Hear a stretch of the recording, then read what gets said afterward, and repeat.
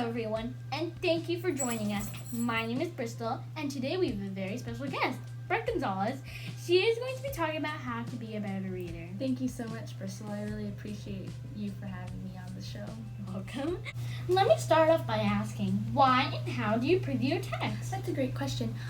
So when you're previewing a text, it's basically looking it over generally to get a sense of the subject. So some things to think about while you're previewing a text is your expectation, your purpose in reading, what info is found in the intro or headnote, and why the author picked the title. We can also skim read the text and look for organizational clues or skim read the intro and conclusion. That's great. Now, what is a rhetorical situation? A rhetorical situation is the context of the writing, the topic issue the writer is writing about, and the audience for whom the writer writes. In this chart, we have the most crucial parts in the rhetorical situation, which are the writer, the subject, and the audience.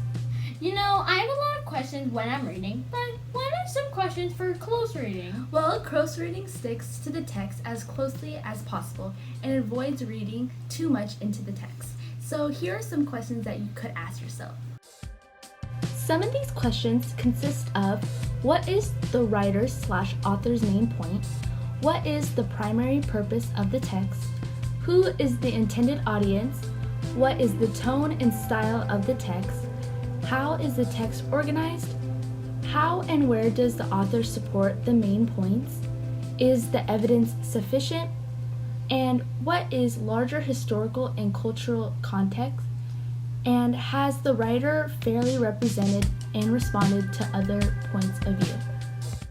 Now, Brooke, what is the CRAP test? C-R-A-A-P.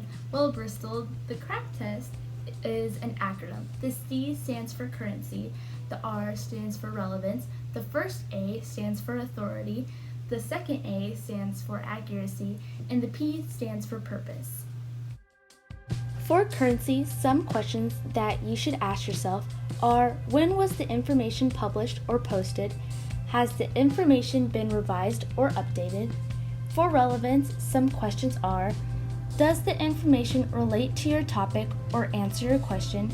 And who is the intended audience? For authority, who is the author, publisher, source, or sponsor? And are the author's credentials or organizational affiliations given? For accuracy, some questions are: where does the information come from? And is the information supported by evidence? And for purpose, is the information fact, opinion, or propaganda? And does the point of view appear objective and in peril? And the last thing I wanted to ask was, how do you respond to a text? So when you're responding to a text, there's a lot of key points, so let's get right into it. So the when is after you have read a text closely and questioning point by point what it says and how it says it. The what is your judgment about the text as a whole, how you feel about it intellectually and emotionally. There are 3 ways in which we can respond to a text. The first one is a summary. Summarize what you have read in your own words.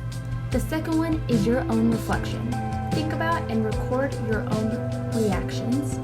And the third is thinking about writing.